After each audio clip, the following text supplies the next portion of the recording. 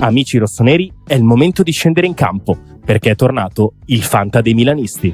In palio ogni giornata ci sono maglie ufficiali del Milan, buoni Amazon da 100 euro e, tra i premi finali, iPhone 16, MacBook Pro 14 pollici e molto altro. 270 crediti per la rosa, mercato sempre aperto, ma soprattutto solo milanisti.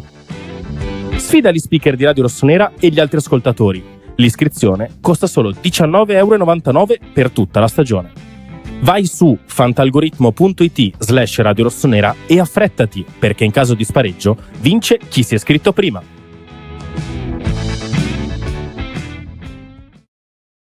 Ben ritrovati amici di Radio Rossonera, ben ritrovati a tutti in questa obbligo di riscatto di martedì 26 agosto, in questa sorta di mercato nel mercato che stiamo vivendo nell'ultima settimana di calciomercato. Saluto Enrico Boiani, ciao Henry. Ciao, buongiorno a tutti, ben ritrovati, come diciamo sempre, soprattutto a chi ci supporta attraverso i like, pollicione in su, i commenti, le iscrizioni che sono gratuite, le condivisioni di questo video e gli abbonamenti a 2,99, grazie mille di cuore a tutti, continuate a farlo. Si è chiusa ieri un'altra giornata di show sul mercato del Milan, ci sono i presupposti, perché adesso ve ne parleremo, di un'altra giornata particolarmente movimentata.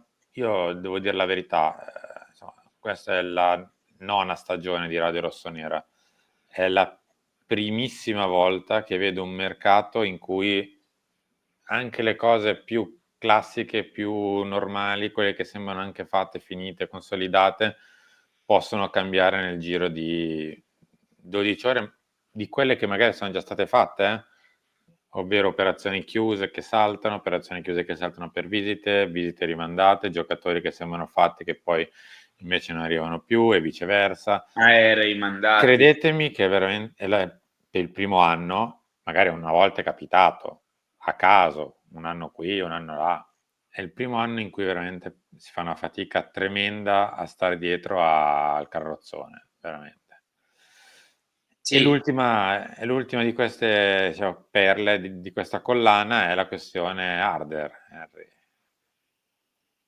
Henry. Sì, cioè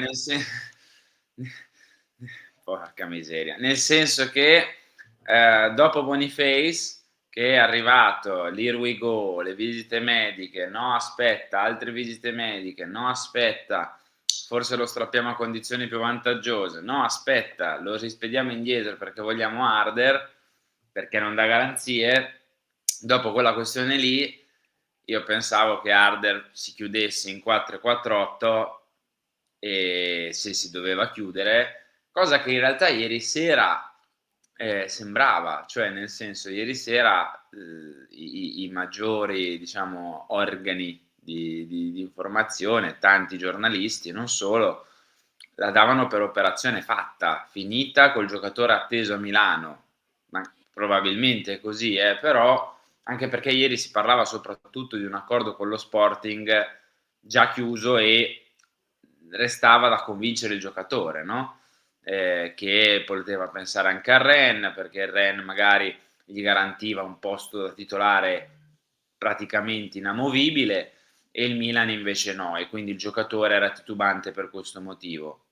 Questa mattina invece Matteo Moretto parla di un accordo con lo Sporting ancora da definire, che ancora non c'è, quindi siamo in attesa di capire. Io non capisco, Simo, più che altro perché ci sono versioni diverse proprio sulle trattative. Cioè alcuni raccontano di una trattativa che va in un modo, non parlo solo di Harder, parlo in generale in questa sessione. Trattative che vanno in un modo, quindi accordi magari che ci sono, altri invece parlano di accordi che non ci sono, oppure questioni col giocatore sistemate, manca da convincere il club, altri dicono il contrario. Insomma, quest'estate è complesso capire come vanno veramente le cose, dove sta la verità pura e assoluta, forse non la sa nessuno, è questo Forse ce ne sono semplicemente di più, Henry, ovvero ci sono, essendoci più anime dentro la società, ognuno tira l'acqua al proprio mulino, a volte dicono è fatta, ma lo dice soltanto una parte, mentre per anticipare, bruciare, oppure chissà per quale stracavolo di motivo la situazione in questo momento è che ancora non si capisce se la situazione Harder è chiusa o meno, e non ve la possiamo dare per definitivamente chiusa, perché c'è il solito balletto del sì, no, boh, forse. E fare informazione peraltro in questo modo, scusate, ma è praticamente impossibile, È perché difficile. stare dietro al Milan è praticamente impossibile. Cioè, dovrei dire una parola un po' pesante, mi limito a carrozzone, ma ci siamo capiti. Nel mentre, a proposito di cose che ci inventiamo, ma qui non sono gli 8-9 anni di Radio Rossonera, qui sono purtroppo i 38 da tifoso, sono un po' di più. Io non ho mai visto un dirigente andare a vedere una partita di un giocatore nell'ultima settimana di mercato, non a trattare un giocatore, a vedere una partita di un giocatore. Il Chiringuito TV ieri intercetta fuori dallo stadio di Siviglia per Siviglia-Getafe Geoffrey Moncada, pare per Cristantus Uce, giocatore appunto del Getafe che ha questo po' di carriera. Sì, che fa la mezzala, è centrocampista un po' avanzato, ecco, per chi non lo conoscesse, che gioca nel Getafe, che ha fatto la Liga l'anno scorso con 4 gol e 6 assist, che quest'anno è partito con un gol e un assist in 2 partite, e questo è più o meno, che ha alle spalle un paio di stagioni serie, tra virgolette, non di più, e niente, immagino che faccia concorrenza a Fabian, che sia l'alternativa a Fabian, non lo so, che sia Credo quel proprio di sì. mezzala con i gol che cerchiamo, che avrebbe chiesto Allegri, boh, chi è Uce, Cristantus, non lo so, non lo conosco, e questo è. Ma mi sembra nel caso rientri nella nostra grande logica degli acquisti di mercato, cioè l'imprinting dei 20 milioni, massimo 25, che è il nostro tetto, giovane, 5 anni di contratto, che se dopo un anno o due l'ammortamento è arrivato intorno alla dozzina, quindicina, e quindi rivendibile perché tanto a 22-23 anni un giocatore a 12-15, magari anche con un anno di prestito con obbligo, che quindi allunga ancora di più, lo vendi. Quindi se va male non ci smeni dal punto di vista economico, se va bene ci guadagni tanto dal Freghi punto le di vista mani, sì. economico. Nel mentre, se sbaglia 2 stagioni, chi se ne, perché tanto della parte sportiva, pace. E questo è l'imprinting dei nostri mercati. Ogni tanto si buttano dentro giocatori per fare, diciamo così, il resto della rosa.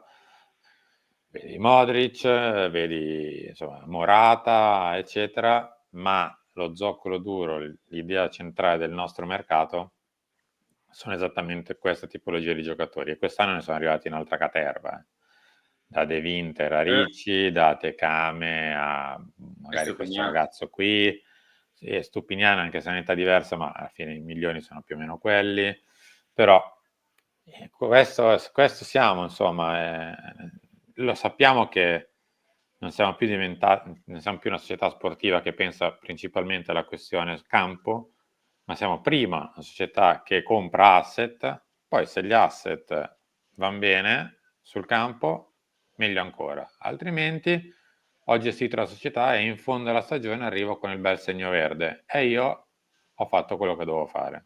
Sì, bene, ma non troppo bene, Simo, perché se si vince è un Sì. incidente, è un imprevisto, Comunque, quindi questo attenzione. Uce non sa cosa dire.